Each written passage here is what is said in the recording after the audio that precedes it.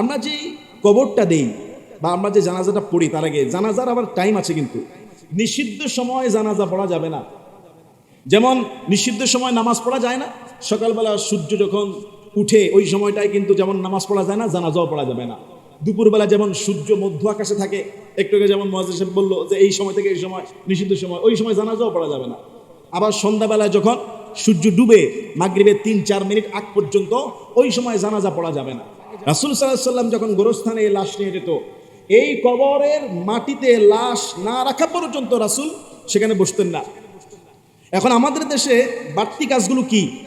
যখন জানাজা শেষ হয়, এবার যাওয়ার সময় 10 কদম 10 কদম 10 কদম, কয় কদম? তোলার বাগের মতো এগুলি নাই, গ্রামে গঞ্জে আছে যে লাশ বহন করতে গিয়ে 40 কদম মাপে। এইটা কিন্তু ইসলামের কোথাও নাই, রাসূলুল্লাহর জীবনে না সাহাবীদের জীবনে ঘটছে।